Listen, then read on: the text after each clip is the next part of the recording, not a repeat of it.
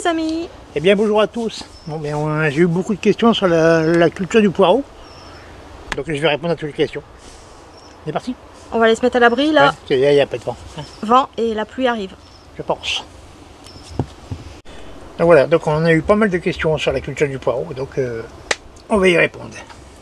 Alors Jaco, Oui. que faire contre la mineuse et la teigne du poireau? Aïe aïe aïe. À ne pas confondre la mineuse et la teigne. La teigne, ça vous fait un tout petit vert blanc. Hein.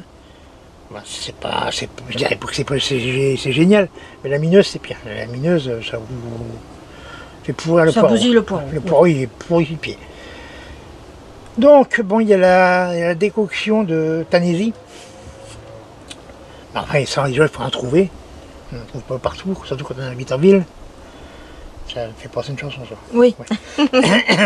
Ouais. Le mieux, c'est ce que j'ai fait l'année dernière. C'est-à-dire j'ai mis un filet anti-insecte et j'ai mis des plaques jaunes. Des plaques, Comme vous avez des vu. plaques à mouches. Voilà. Donc, Et comme voilà, vous avez vu dans le ça marche. générique. Donc depuis que j'ai mis ça, je dirais que je suis pratiquement débarrassé des mineuses. Après, on a eu le temps pourri. Voilà. On peut dire les mots comme ça vient, c'est du temps pourri. Voilà, donc l'année dernière j'étais envahi. On a mis le filet, on a mis les plaques jaunes qui ont été remplies en 2 jours, c'était noir. Et on a réussi à sauver quelques poireaux. Donc je dirais pour moi le mieux contre la mineuse et la teigne, c'est de mettre un filet dès le semis. Et ça va rester tout le temps. Le semis, le repiquage, un filet anti-insecte, c'est un filet fort fin, pas des grosses mailles, hein, c'est fin. Et des plaques jaunes en plus, il faut. Voilà. Même en serre, on n'en a pas eu. Alors, du coup, l'histoire du mauvais temps, j'y crois plus trop, parce qu'en serre, bon, il ne pleut pas en serre, hein. Non. Il fait bon. Donc je pense que les plaques jaunes ont fait leur effet. Parce que dès qu'on les a mis, ils ont été remplis. On avait eu quelques petites mineuses au départ sur les oignons, et ça n'a pas duré. Voilà. Donc pour moi, les plaques jaunes, c'est bien, surtout en serre. Et si c'est dehors, ça tient. Ça marche aussi, c'est de la glu, ça ne coule pas, ça résiste. Dehors, moi je conseille de mettre le filet et la plaque jaune. Voilà. D'accord. Et pour la teigne, donc c'est la décoction de Tanésie, c'est ça? Non, c'est Non, pareil. pas ça. Le filet, Pareil, il fait tout. Voilà. D'accord, ok, ça marche. Ensuite, question, pourquoi les poireaux montent? Ah ouais, ça j'ai eu beaucoup, ça. Beaucoup de Beaucoup, monde qui a hein. des poireaux qui montent. Bon, donc ça peut être dû à un stress par rapport aux variations de température qui sont... Il y a un gros écart entre les températures, hein. On va de 8-10 degrés la nuit, ça peut monter à 30 degrés la journée. Là, ça peut être la raison pour laquelle ça monte. Ensuite, la deuxième raison, c'est aussi parce que des fois, il y a les sols ils sont très argileux. Et dès qu'il pleut beaucoup, bah, ça devient une croûte très épaisse.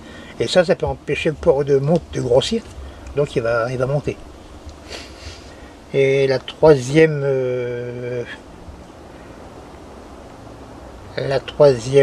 raison, ça peut être aussi les engrais trop azotés. Voilà.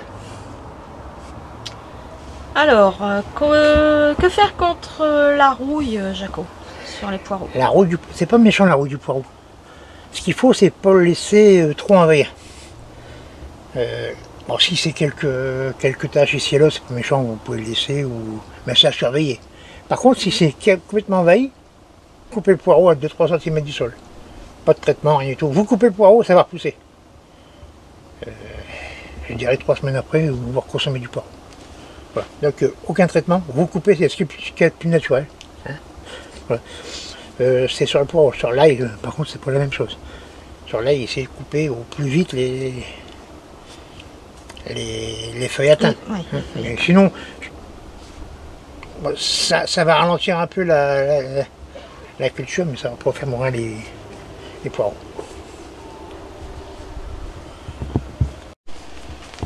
Bon alors on a changé de place parce Oui. que plein courant d'air, puis il commence à pleuvoir. Voilà, on a quand même En vu au plus. début. Ouais. Alors, Jaco, Oui. faut-il couper les poireaux pour les faire grossir, hein? Aïe aïe. Oh, je vais me faire des copains. Ouais, ben... Allez. Ah, j'ai toujours les bonnes questions, moi. Hein. Ouais, de toute façon, j'ai l'habitude. Je vais plutôt vous raconter une petite histoire. J'ai été président des jardins familiaux, il y a été une quarantaine de jardins. Donc 40 jardins, 40 jardiniers, 40 façons de faire. Voilà. Eh oui. Donc, il y a ceux qui coupaient une fois, il y a ceux qui coupaient 2-3 fois, il y a ceux qui coupaient pas du tout. Et au résultat, je voyais pas trop de différence.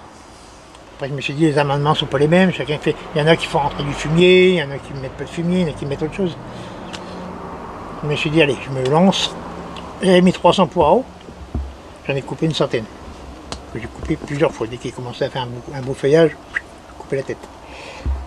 Et c'est avéré qu'au final, ceux que j'avais pas coupés, ils étaient beaucoup plus beaux que ceux que j'avais coupés. Donc voilà, c'est-à-dire que un poireau, dans son feuillage, il y a la sève qui se diffuse. Vous enlevez les feuillages, vous enlevez la sève. Voilà, donc ça, pour moi, on perturbe le bon développement d'un poireau. Oui. Donc pour moi, je ne coupe pas les poireaux. Pour moi, c'est un mythe. Voilà. Allez-y, tapez-moi dessus. Alors on passe à la suite. Oui. Alors, est-ce qu'on est obligé de buter les poireaux ou pas? Et quand? Et pourquoi? Donc pourquoi si c'est une histoire d'avoir du grand blanc ou du petit blanc, hein. Alors si... Mais disons que buter le poireau, c'est assez physique. Surtout quand il est assez diminué, c'est assez physique. Donc moi, pour moi, la bonne solution, c'est de les planter très profond. Vous faites un sillon, comme pour mettre des pommes de terre, et vous plantez dans le sillon. Alors, dans le sillon, vous faites encore un trou, donc ça fait encore aller plus profond. Alors, ça fait que vous aurez mis vos poireaux à 20-25 cm de profondeur. C'est déjà pas mal pour un blanc. Bon, après, la deuxième solution, si vous n'avez pas eu le temps de faire des grands sillons, tout ça, vous n'avez pas quitté directement, là, on pourra les buter si vous voulez du blanc. Hein. Donc on les bute avec la terre, on ramène la terre autour. Hein. Ou alors avec du paillage. Hein. Donc vous mettez du paillage, là, les mains sous ça, ils ne sont pas trop intéressés par les poireaux. Ils vont plutôt se cacher dedans que... pour buter, si vous n'avez pas de butoir, parce que le butoir il faut au moins 30-35 cm entre les lignes. Si vous allez serrer plus, vous prenez une binette. Puis vous faites comme ça.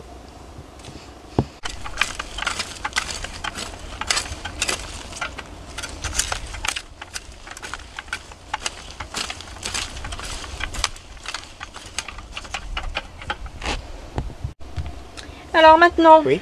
Est-ce qu'on peut mettre de l'engrais en cours de culture et quoi comme engrais? On peut mettre de l'engrais organique. Je déconseille, c'est tout ce qui est à base de fiente de poule, hein, fiente de volaille, que ça c'est fort azoté. Je déconseille aussi, c'est tout ce qui est purin, très azoté, l'ortie, tout ça. Si on ramène beaucoup d'azote, les poireaux vont monter, hein, c'est évident. Donc le fumier de cheval en sac, là c'est bien, vous en mettez un peu, vous aérez un coup, ou juste avant de buter, vous mettez ça, vous butez avec. Ou alors les granulés, mais de cheval ou de vache. Hein. Mais évitez le volaille, parce que le volaille c'est trop azoté. Voilà. Bon alors maintenant Jaco, Oui. pour les personnes qui ont des petits potagers, Ouais. qui veulent se diversifier un maximum pour avoir un peu de tout, quand on met les poireaux en petite quantité, genre 20 poireaux, et qu'on voudrait éventuellement en avoir plus, est-ce qu'on peut faire quelque chose avec les poireaux? Donc pour les petits potagers, vous avez deux solutions en fait. Alors vous avez le poireau perpétuel. C'est des petits poireaux et bon, production je dirais qu'elle n'est pas terrible quand même. Vous n'aurez pas des gros poireaux comme si vous avez mis de l'annuel. Ensuite, en petit potager, supposition que vous plantez 30 poireaux, vous pouvez en récolter 60 ou même plus. C'est-à-dire, au moment de prendre du poireau pour faire au four ou un sou, parce que voilà, ce que vous voulez faire avec, eh bien vous ne l'arrachez pas. Vous coupez le poireau à 1 cm du sol. Comme ça, déjà, vous avez un poireau pour manger tout de suite. Et ce que vous avez laissé dans le sol, ça va repousser. Et ça, vous pouvez le faire jusqu'à fin octobre, début novembre. Après, il fait trop froid. Hein. Voilà. D'accord, donc avec un poireau, on peut faire plusieurs... 2-3 poireaux. Ça dépend à quelle époque vous allez ramasser et s'il fait très froid chez vous ou pas. Voilà. Donc, N'arrachez pas le pan de la première fois, vous coupez, vous consommez ce que vous avez coupé, puis ça va repousser.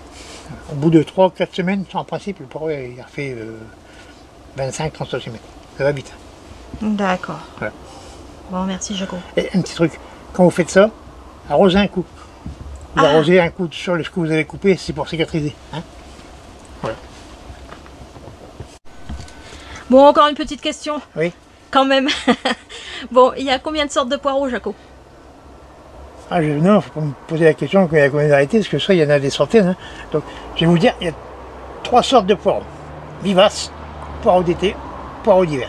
Voilà. Alors, si vous voulez en consommer à partir du mois d'août, poireaux d'été. Si vous voulez consommer plus tard en saison, poireaux d'hiver. Et si vous voulez en avoir perpétuel, c'est-à-dire que vous n'en aurez pas tout le temps, parce qu'il arrive un moment, il n'y en a plus. Et voilà, c'est ça. Et voilà. Donc, 3 sortes de poireaux. Des variétés, des dizaines. Hein. Voilà. Et la meilleure, selon votre goût. Hein. Ok. Ouais. On aime bien le blond, on aime bien le malabar. Oui, bien sûr, après ça dépend des goûts, hein, évidemment. Il y a plein de sortes. Plus classique, bleu de Solèze, malabar, 40 ans, Saint-Victor. Voilà, ça c'est les plus classiques que vous allez trouver. D'accord. Autre chose encore, combien de temps entre le semis et la récolte du poireau?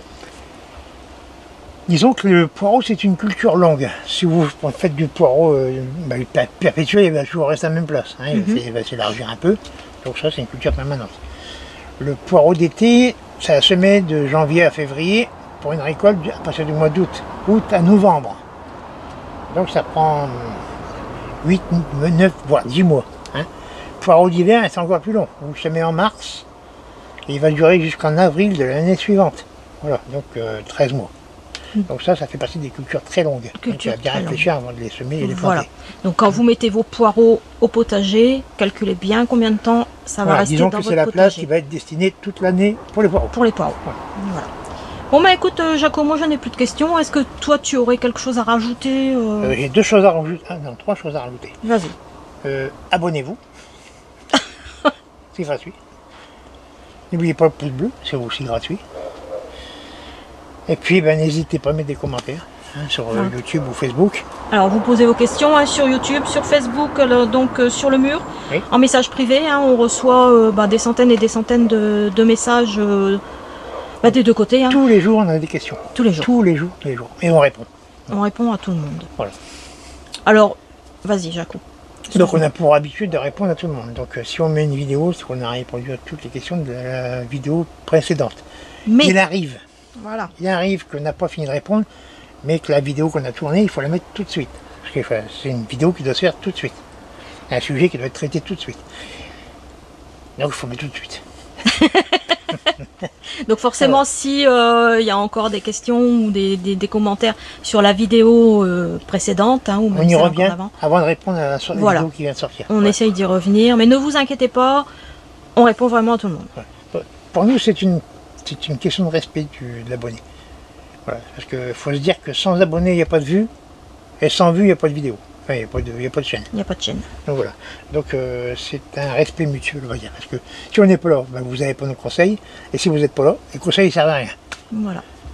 Voilà.